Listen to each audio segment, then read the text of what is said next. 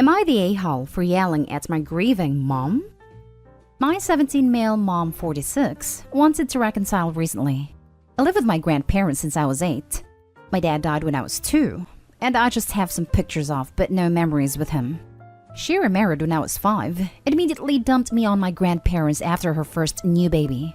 Every attempt to contact her from my side was blocked, like I never existed. I'd stalked her on every social media platform until someday I just gave up.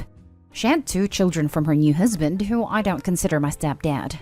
A few months ago, she had a car accident in which she had survived, but all her children died. I never attempted any funeral for them, or had any relationship as siblings, as they were just strangers who happened to share part of my DNA. However, a week ago, my grandparents called me down to the kitchen, and she was there. It was totally weird to see her after this long time. And before any words were exchanged, she cried and attempted to hug me. Of course, I pushed her away and asked what she was doing. My grandparents stayed around but said nothing, while my mom cried and said that I'm the only one left of her children. My temper was never so heated like before, but I yelled at her that she hasn't any children left and already lost every one of them. My grandpa had to drag me away to my room to prevent me from doing something stupid, and she left our house after that. Since this week, I really cannot sleep and I've been thinking about it a lot. While my hatred of her just flamed up again, I really regret what I said to a woman who just lost her children. My grandparents just said they're not surprised how I reacted and they can't blame me for that. But maybe they just say that because they're close to me. That's why I want to ask strangers. Am I the a-hole here? Now for the top comments. Not the a-hole. She dumped you for her new family and then expected to pick you back up as if nothing had changed between you two when they were gone? She has no right to a relationship with you. I think your reaction was entirely understandable, and while I understand why you feel bad about it, you shouldn't. Just jumping on this to say this is unfortunately more common than you think. There are plenty of stories on here that are similar, and maybe you can find some comfort in knowing that your reaction is completely understandable and borderline warranted. Not the a-hole. Like that story where the OP was dumped on her grandparents so her parents could focus on her terminally ill sister. 7 years later, she passed away and the parents came back to 19-year-old Opie like, "Your sister has died, so we got time to be your family now." Opie told them that they only have one daughter but she died, and pretty much told them to go pound sand. Only difference is that Opie's mother never planned on coming back for Opie at all. She just came back because her other kids from her new marriage died, and was like, "At least I have a spare kid." I don't blame Opie in the slightest for telling her she effectively has no kids. She brought it upon herself as far as Opie wanting nothing to do with her. Not the a-hole, Opie. Good God, I am so sorry. She treats you like a damned spare tire. I am glad your grandparents are there to support you. I hope that sometime in the future you will realize that you're worthy of respect and love, even though your mom did not give those to you. Good luck, Opie. Exactly. What happens when she has other children again? No good mother abandons their children because they got married. Save yourself future headaches and go no contact with her. She doesn't deserve you. You sweet baby. Don't lose a wink of sleep over this. She ambushed you for her own selfish needs, and years of pain and hurt poured out of you because she never would let you express it before. It does not matter what she just lost. She was your mother and you lost her. You don't owe her anything. Next story. Am I the a-hole for snapping at my parents after they confessed that I'm the product of an affair?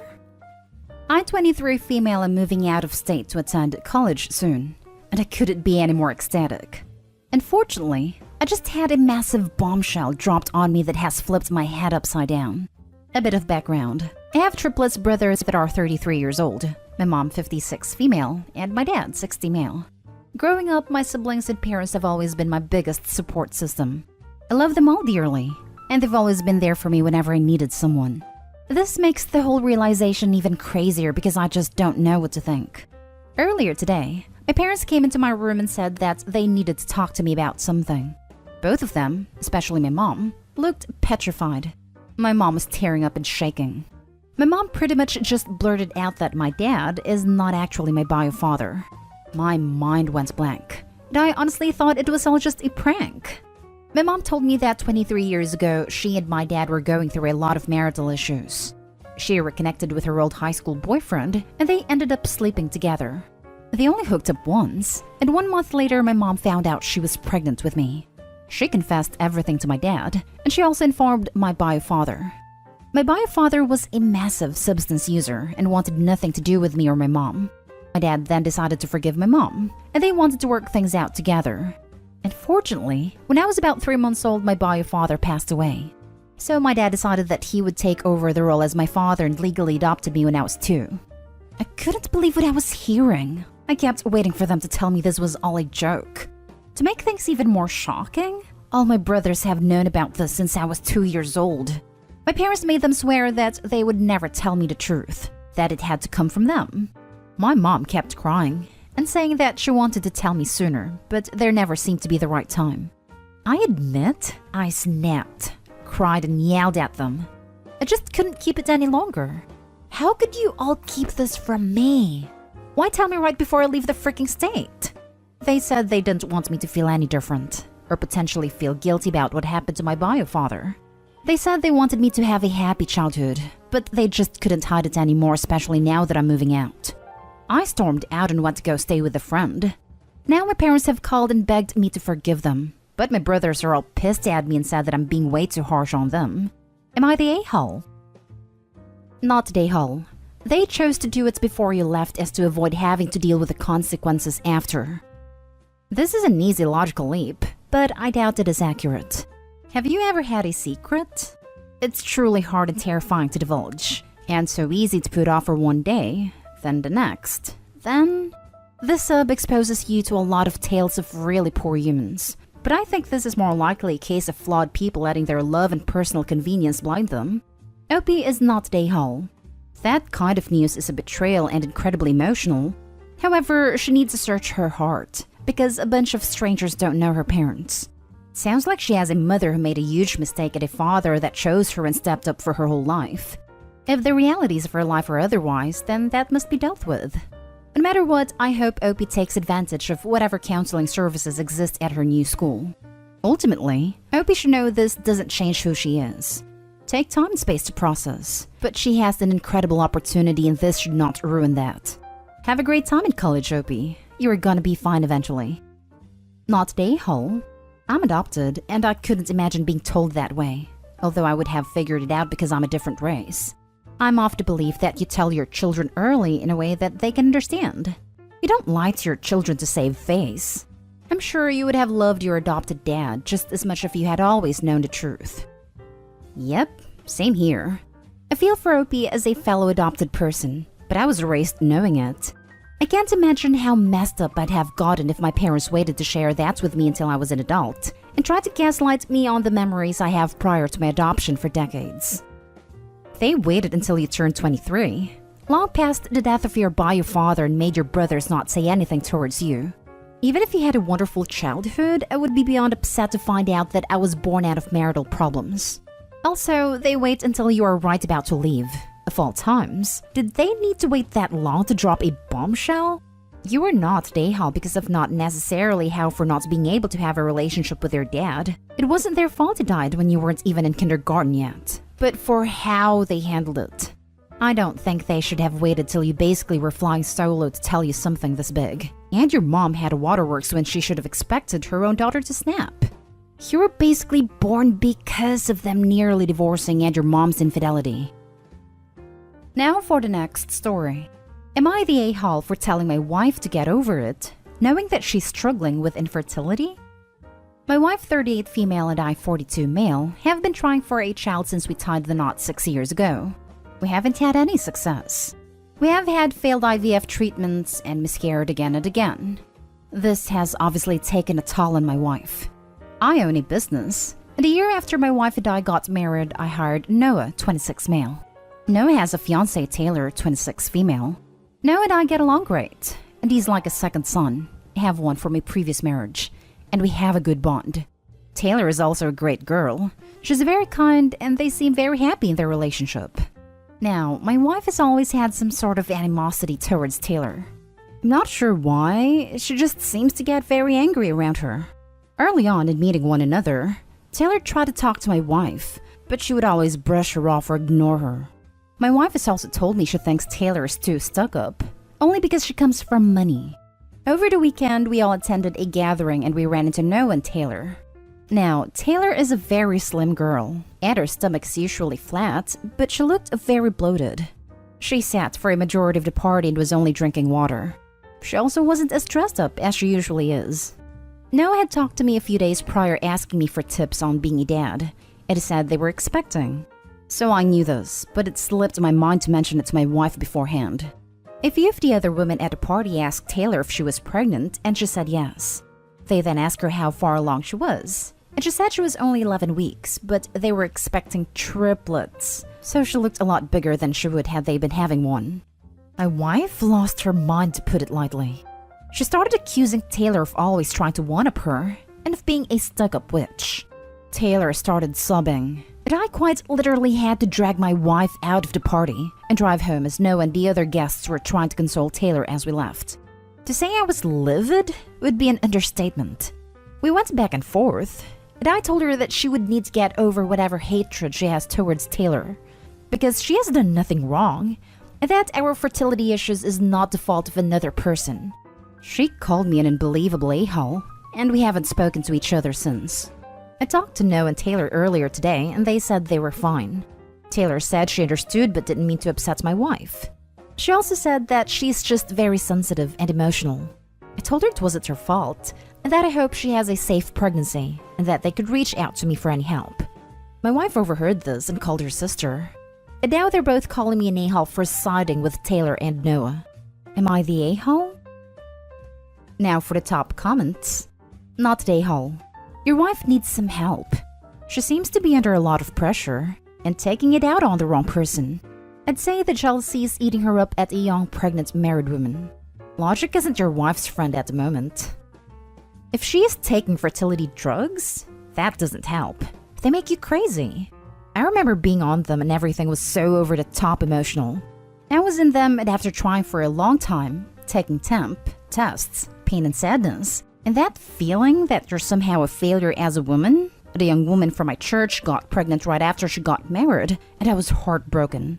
I didn't begrudge her the joy and excitement of her pregnancy, but I was sad and jealous, and it's likely part of it.